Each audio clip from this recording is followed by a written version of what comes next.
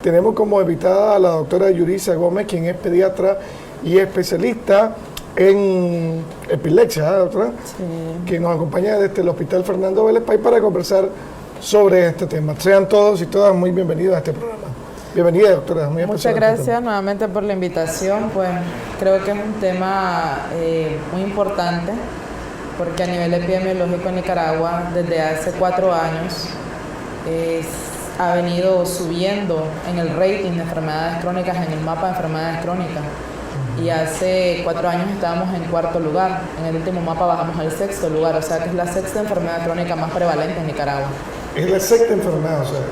Sí. Ahora, y hablando de niños, principalmente, que es el tema del día de hoy, a nivel general me dice que... A nivel general, sí. Y hablando de niños, tenemos pues estudios bastante escasos a nivel general en Nicaragua, pero estudios internacionales nos dicen que por lo menos 1 de cada 6 niños padece al menos una convulsión a lo largo de toda su vida, ya sea por causas infecciosas o por epilepsia. Entonces es bastante frecuente, no es una enfermedad tan infrecuente. Y la verdad es que hay que hacer una buena diferenciación entre lo que es una convulsión y lo que es la epilepsia como tal, porque las convulsiones son síntomas. Manifestaciones clínicas de cualquier enfermedad. Otra enfermedad. Ya. Pues obviamente cerebral, me imagino. Sí, no necesariamente cerebrales. Pero la epilepsia sí se puede definir, o hay varios conceptos, pero el concepto más fácil para definirlo es una persona o un niño que presenta 2 o más convulsiones a lo largo de su vida de manera repetitiva, ¿ya?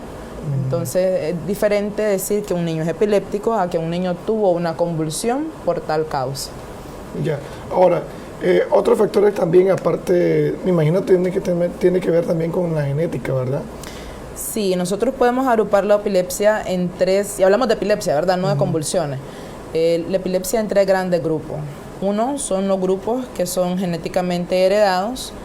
2 son las causas criptogénicas, que son aquellas causas que nosotros, pues, a pesar de que hacemos un sinnúmero de estudios, de imágenes, de laboratorio, nos cuesta mucho encontrar el origen. Y 3 son las causas estructurales, que puede ser por un cambio a nivel de la corteza del cerebro, ya sea porque el niño tuvo al nacer una falta de oxígeno, o porque tuvo algún traumatismo que condicionó la circulación de la corteza del cerebro, o porque tiene algún tumor, o porque él tiene alguna malformación de la corteza o del encéfalo como tal. Cuando hablamos de trauma, un golpe, ¿puede ser un golpe? Puede ser un golpe. Una caída, por ejemplo. Puede ser que una suele caída. Suceder mucho cuando dejamos, o se deja el niño durmiendo solo, y de repente no tiene el niño protección en la cama, pues, para que no caiga. O no se le pone algún colchón, una almohada para amortiguar el golpe. Suele pasar eso muy frecuentemente. Pues gracias a Dios, para que nos produzca para que se produzca una lesión estructural permanente en el cerebro, tiene que ser un trauma importante. Un golpe muy importante. No necesariamente puede ser que le caiga algo en la cabeza al niño. O que el niño caiga de una altura de más de 0.5 metros. Una cama de segundo piso. Es correcto. Tiene que ver mucho la cinética del trauma. La cabeza es una de las estructuras más fuertes porque protege uno de los órganos más importantes. Entonces, para que se fracture o para que el cerebro sufra una contusión o un traumatismo que logre cambiar su funcionamiento, tiene que ser una cinética de golpe fuerte, pues. No es caerse, no es que se chorrió, como decimos comúnmente, el niño de la cama por el borde. ¿Ya? Precisamente, ¿cuál es la parte más débil de nuestra cabeza, doctor? ¿Hay una parte que más...? Eso va a depender de la edad, cuando vamos creciendo. En el caso de los niños... Cuando vamos creciendo, la cabeza tiene la mayor área de superficie corporal. Nosotros solemos decir eso, ¿verdad? Entonces, tenemos partes que nacen aún tan inmaduras que no se les ha formado hueso, que es lo que comúnmente las abuelitas y nosotros en la cultura nosotros conocemos como la mollera, ¿verdad? La mollera en el caso de los niños recién nacidos. Y no solo recién nacidos, porque hay fontanelas, que ese es el nombre médico para eso, que se cierran hasta los 12, 16 meses. Entonces nosotros tenemos esa ventana ósea que queda en la parte de aquí, donde el cerebro está prácticamente solo cubierto por el cuero cabelludo, una pequeña membrana, y está en un borde de una ventana ósea. Entonces tenemos partes que son más sensibles. Por ejemplo, esa es una de las partes más sensibles. Al igual que la parte del temporal, que es esta parte de acá, porque aquí tenemos una parte muy importante en el cerebro, que no solo incluye el equilibrio, sino que incluye todo lo que son automatismos. Por eso ustedes no sé si han fijado una comparación, pues, que les va a parecer un poco particular, pero cuando los boxeadores están peleando y les pegan por acá, es casi siempre cuando producen un knockout, porque pierden el equilibrio. Entonces todo tiene su explicación médica, ¿verdad? Nosotros aquí tenemos por este lado, en el temporal, en la parte más perirrolándica, el centro del equilibrio, y también en el oído. Entonces tenemos partes sensibles y tenemos partes más fuertes. Ahora, se puede ver, doctora, o puede suceder que un niño aparentemente sano, ¿verdad? Un niño que come, que va a clase, que juega, que duerme bien, que se levanta bien, que es alegre, de repente convulsiona. Suele pasar eso. ¿A qué se debe? Suele suceder. Bueno, lo primero que tenemos que determinar es qué tipo de convulsión fue. Correcto. ¿Verdad? Porque en los primeros 5 años de vida, los niños tienen una gran tendencia a tener convulsiones cuando tienen fiebre. Cuando hay mucha fiebre. Cuando hay mucha fiebre. Arriba de los 39 grados, me imagino. Hay niños que convulsionan, va a depender del umbral del paciente. Porque hay niños que convulsionan con 38 o 38,5. Y una vez que un niño convulsiona con fiebre, tiene más riesgo de volver a convulsionar si vuelve a presentar fiebre en otra ocasión. Entonces, esa es una de las grandes causas de las convulsiones en la infancia. Y eso puede ser hasta por un virus. Eso una puede enfermedad ser viral. Por una gripe. Entonces, Correcto. Para comentarte un dato estadístico cierto, en el hospital alemán en el año 2017 se hizo un estudio acerca de convulsiones febriles, en donde se determinó que las dos principales causas de las convulsiones febriles eran las infecciones de vías urinarias y las infecciones en la garganta. Entonces, fueron las dos principales causas que causaron convulsiones con fiebre. Entonces, pero esa clasificación de convulsión febril es solo para niños mayores de 2 meses y menores de 5 años. Luego ya si un niño convulsiona y tiene Después fiebre, de los 5 años, no se puede clasificar como una convulsión febril. Y también para clasificarla como convulsión febril, tenemos que descartar que el niño tenga infección a nivel de las meninges, el cerebro o el encéfalo. En este caso, si fuera un niño mayor de 5 o 6 años, se descarta la infección por la fiebre por infección. ¿Qué otras causas o motivos pueden también llevarlo a convulsionar? Bueno. A un niño mayor de 5 o 6 años, 7, 8, 9. En orden de lo más frecuente a lo menos frecuente, podemos encontrar los traumatismos. Los golpes. Podemos encontrar la deshidratación que produce de equilibrios hidroelectrolíticos, como la disminución del sodio. La disminución del sodio en sangre puede producir convulsiones severas. También los niños que tienen trastornos metabólicos, como la diabetes tipo 1, que puede debutar también como un coma hiperosmolar que produce convulsiones.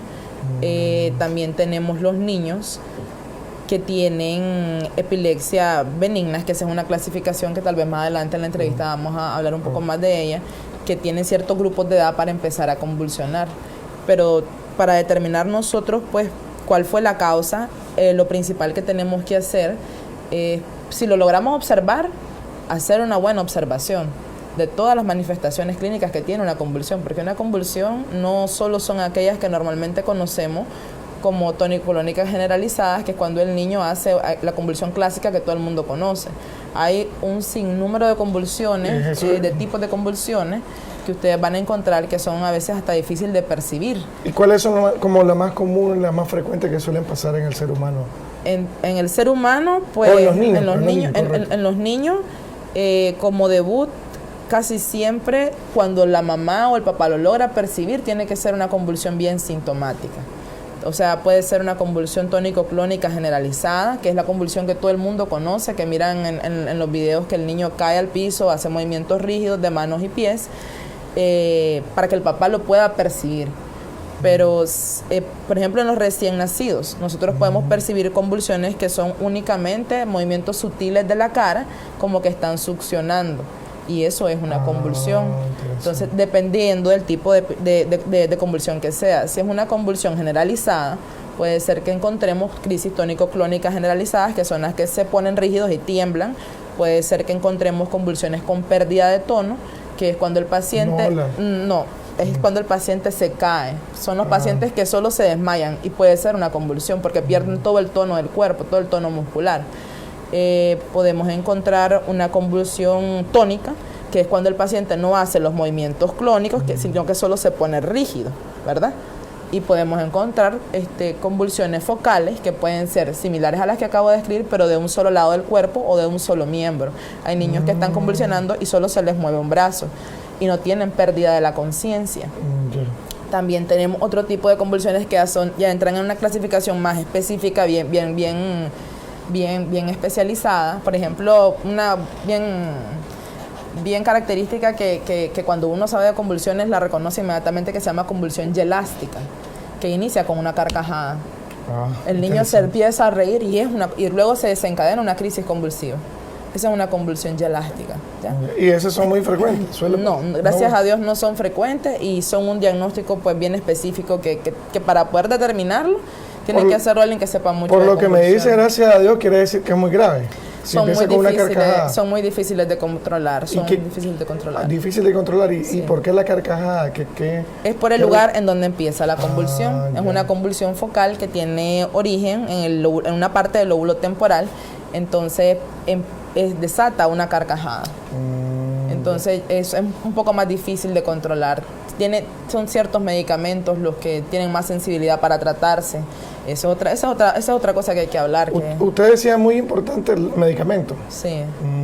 Decía algo muy importante, doctora, y es que usted decía que aquellos niños que están deshidratados, es decir, un niño que no toma agua, pero ni una gota de agua en el día, por varios días, una semana, quiere decir que ese niño puede estar propenso a una convulsión.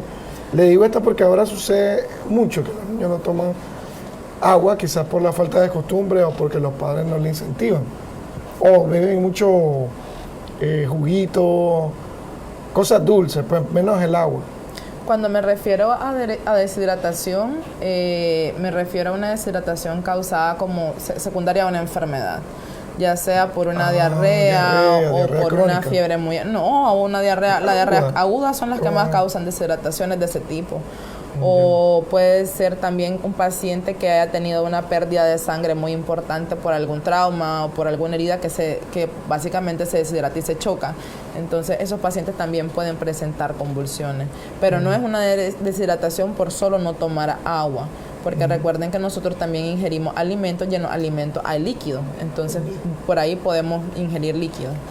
¿Qué se puede hacer entonces, doctora, cuando ese niño que le decía yo al inicio, aparentemente sano, convulsiona, nunca ha convulsionado, nunca ha tenido ninguna enfermedad, pero convulsiona una vez y hace todo estos síntomas que usted decía, se pone rígido y vuelve a convulsionar posteriormente? ¿Qué se hace? ¿Ante qué enfermedad o evento estamos? Cuando un niño aparentemente sano, pues convulsiona de repente. Bien. Lo primero que tenemos que hacer como papás, ¿verdad?, es no minimizar una convulsión. Porque como les dije, una convulsión es una manifestación clínica de que algo está pasando en el cuerpo, algo que no es normal. Y si ustedes quieren que yo les defina una convulsión es una descarga eléctrica desorganizada de un grupo o de muchos grupos de neuronas en el cerebro que se da por un desequilibrio entre los mecanismos que inhiben y excitan la actividad eléctrica en el cerebro. Entonces lo primero que tenemos que hacer es descubrir por qué convulsionó. Entonces no puede quedar sin atención médica, aunque haya durado, como duran la mayoría de las convulsiones, minutos o segundos. ¿Ya? Entonces tienen que acudir al médico. Y más cuando aparentemente está sano, aunque es difícil. Cuando aparentemente está sano. Es difícil que un padre no se preocupe, ¿verdad? Porque es una situación muy tensa, porque creen que se va a morir el niño. Las convulsiones podría decirse que son uno de los eventos más traumáticos, tanto para los padres como para el mismo personal médico. Cuando tenemos personal médico que no está acostumbrado a ver convulsiones de manera frecuente, también tienden a ponerse un poco nerviosos o alterados al momento de que el niño llega convulsionando a la sala de urgencias, ¿verdad? Entonces casi nunca queda desatendido una convulsión, entonces hay que ir al hospital o hay que acudir al médico y tratar de organizar según la semiología o las manifestaciones que presentó la convulsión, ¿ante qué estamos? Si estamos ante un paciente que está convulsionando por una causa específica aguda, o si estamos ante un paciente que está debutando con epilepsia, ¿verdad? Porque si vuelve a convulsionar el paciente que aparentemente estaba sano tiempo después, probablemente sea epilepsia. Y el diagnóstico que vamos a empezar es completamente diferente. Hay convulsiones que pues los papás van a poder identificar rapidísimo porque tienen manifestaciones clínicas severas, pues las tónico-clónicas generalizadas. A un papá no se le pasa por alto una convulsión de esa, nadie. Sí. Ni tampoco se le pasa por alto un niño que esté moviendo un brazo de manera repetitiva y que desvíe la cabeza al momento que mueve el brazo, ¿verdad? Porque ese es otro tipo de convulsión. Pero sí se le puede pasar por alto una crisis de ausencia, que es cuando el niño, el origen del epilepsia, y normalmente el paciente dure el evento no contesta. Si nosotros tuviéramos conectado una máquina para medir la actividad eléctrica del cerebro durante esta crisis, podemos observar ciertas características específicas cuando pasa, ¿verdad? Y cuando termina también. Y también hay ciertos eventos que desencadenan este tipo de crisis. Crisis de ausencia. De las crisis de ausencia. Por ejemplo, los niños hiperventilan. Cuando andan corriendo o cuando se exponen a luces LED blancas. Nosotros por eso damos ciertas recomendaciones a los papás, porque la luz LED blanca también puede estimular ese tipo de convulsiones, especialmente aquella que parece la luz de las discotecas. Cuando las discotecas uno entra y están aquellas luces que hacen esto. Que son intermitentes. Son intermitentes. Por eso ustedes ahora, inclusive en las redes sociales, por ejemplo en TikTok, se van a encontrar que antes de empezar un video, si van a utilizar ese tipo de efecto, dice alerta de flash. Porque puede ser personas que estén con su celular y tengan crisis de ausencia y miren el video y tengan una crisis de ausencia, ¿verdad? Interesante. Entonces, son cosas que desencadenan la convulsión. Yo le explicaba que para hacer el diagnóstico, por ejemplo, de una ausencia, lo podemos hacer en un consultorio, aquí donde estamos usted y yo sentados. Conversando, porque se le da al niño a soplar un abaniquito de papel o un papel y se le dice, por ejemplo, esa es la técnica que yo utilizo si es un niño más grande. Vamos a hacer una competencia. Tú y yo soplamos un papel diferente a ver qué pasa. Y el niño tiene una crisis de ausencia. Si realmente es una epilepsia que viene de la parte frontal central y que se manifiesta de esa manera. ¿A los cuántos minutos usted puede percibir esa prueba? A los segundos. ¿A los segundos? Con ese tipo de pruebas, a los segundos se puede percibir entre 45 y 50 segundos. ¿Cómo queda el niño? Hace una crisis de ausencia. Pierde que la mirada queda fija, tiene arresto del habla. Se queda mudo. Y por más que uno lo estimule y lo toque, el niño no se mueve hasta que el evento termine.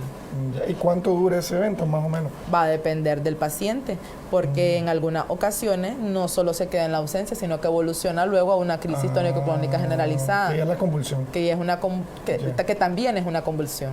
Que también es una convulsión. Y hay pacientes que dura segundos. Inicia a los 35 segundos de la hiperventilación y dura 10 segundos más y se termina. Pero mire, sucede en los niños. Quizás ahorita los padres que nos están viendo se preocupan por lo que está diciendo usted, que los niños, a veces muchos niños se quedan idos. Y uno le está hablando y están idos. Entonces, más de algún padre de familia que nos está viendo, ya se debe imaginar, pues llevarlo a la consulta, sí. Puede estar preocupado. Hay similitud en esos niños que se quedan idos, quizás, no sé, porque también pueden estar pensando en algo. A uno le pasa que se queda ido, ¿por qué me quedas viendo? Te dicen. Y estás realmente pensando en otra cosa y no estás viendo a la persona. Sí, pero es bien diferente. Es diferente. Es bien diferente porque uno le ve la cara al paciente. El paciente pierde completamente la integración social, no. Ese es otro tipo de convulsiones. Las convulsiones que tienen inicio disautonómico. Entonces hay convulsiones que empiezan solo como palidez y sudoración. Entonces, pero las ausencias lo único que hacen es perder la mirada fija y perder el habla. Y perder la capacidad de responder a los estímulos. Si usted está ido y alguien lo toca, usted le hace, ¿qué pasó? Ese niño no responde. No responde hasta que el evento termina, ¿verdad? Qué interesante. ¿Qué otro tipo de convulsiones, doctora, podemos encontrar también que son muy frecuentes, aparte de la ausencia? Dependiendo de los grupos de edades. Lo primero es que nosotros, ya como médicos, tenemos que preocuparnos de acuerdo a la edad que el paciente empieza. Si vamos a hablar de epilepsia como tal. Sucede que en los niños de 11, 12 años que están entrando a la adolescencia, ¿Se puede hablar de algún tipo específico de convulsión? Sí, de epilepsia o de convulsiones. Si las convulsiones, en ese mayor tipo de casos, ya cuando entran a la adolescencia tardía, si no es por abuso de sustancias psicotrópicas, ya sea alcohol o algún otro tipo de cosas, o por traumatismo, tenemos que empezar, que son epilepsias que vienen de origen genético. Por ejemplo, había un familiar que convulsionaba en la familia y el niño está empezando una epilepsia juvenil, una epilepsia benigna juvenil, que son normalmente epilepsias que se logran controlar bien con medicamentos, y si pasamos 2 años con medicamentos y el niño no tiene convulsiones, podemos empezar a pensar en retirar el medicamento y el niño queda libre de convulsiones. Puede volver a convulsionar en algún punto de su vida, pero puede ser un evento aislado como tal, ¿ya? Entonces, normalmente cuando empiezan a esa edad... Es genético, dice usted. Es genético y tienden a ser benignas, por decirlo así, tienden a ser benignas. Las que más nos preocupan a nosotros son las convulsiones o las epilepsias como tales, ya, o sea, convulsiones que se dan de manera repetitiva, que comienzan en los primeros meses de vida o antes de los 2 años de vida, porque tienden a ser las que son de origen genético, pero de mutaciones genéticas, sindrómicas, y de muy difícil control con medicamentos, ¿ya? Entonces esas son las que más nos tienen que preocupar a nosotros. Un niño que tiene ya convulsiones repetitivas antes de los 2 años de vida o en los primeros meses de vida. Ahora, ¿cómo se trata? Ya usted hablaba del diagnóstico más o menos un poquito. En el caso de las epilepsias o las convulsiones repetitivas, ¿qué tipo de tratamiento se puede usar, doctora, para...? Lo primero, antes de hablar del tratamiento, me gustaría decirte que el diagnóstico debería de ser el 90% clínico. Clínico, porque... Conversatorio. Sí, con el papá. Lo más importante para nosotros es que el papá logre describirnos a pesar de su nerviosismo, porque hay muchos papás que te dicen, ¿cuánto duró la convulsión? Duró media hora. Entonces uno les dice, empezamos a hablar ahorita y te vamos a tomar el tiempo. Y cuentas 3 minutos y te dice, ¿duraste todo esto convulsionando? No, duró mucho menos. Entonces es por el trauma que causa la convulsión que ellos pueden distorsionar los síntomas. Entonces hay que tomarse el tiempo para preguntarle bien a los papás y hacer un buen diagnóstico, ¿ya? Entonces el diagnóstico, el 90% es clínico. El otro 10% podemos auxiliarnos de algunas pruebas que a veces, aunque salgan negativas, no significa que el niño no tenga epilepsia, ¿verdad? Y para el tratamiento, en la actualidad, gracias a la ciencia moderna, nos encontramos ante un sinnúmero de tratamientos, ya sea fármacos, que son los medicamentosos, quirúrgicos e inclusive dispositivos que pueden ser invasivos y que controlan cierto tipo de epilepsias intratables, ¿verdad? Entonces, ya no nos vamos a quedar solo con el fenobarbital y el ácido valproico, que son una de las 2 primeras drogas que se conocieron como antiepilépticos ya instaurados, sino que tenemos ya una gama de medicamentos antiepilépticos que podemos utilizar, y también tenemos una gama de tratamientos no farmacológicos que podemos utilizar, incluyendo modificaciones en las dietas, ¿ya? Pero eso va a depender del tipo de epilepsia. ¿Por qué la dieta? ¿Qué tiene que ver la dieta? Porque, por ejemplo, hay un tratamiento alternativo para epilepsia que se llama dieta cetogénica. Está bastante de moda en la actualidad, pero es porque la gente la ha utilizado para bajar de peso, ¿verdad? Donde ellos suprimen la ingesta de carbohidratos y comen muchas grasas y proteínas. Pero no se hizo para eso. La dieta cetogénica y la dieta Atkins modificada se hizo para epilepsias de difícil control. Entonces lo que nosotros tratamos de hacer con esa dieta es suprimir al cerebro de los hidratos de carbono y alimentarlo de cuerpos cetónicos, que es el otro sustrato energético que ellos pueden tener, y así disminuir el número de convulsiones, ¿verdad? Entonces imagínense que con una dieta podemos lograr hasta un 70% de control de una epilepsia de difícil control.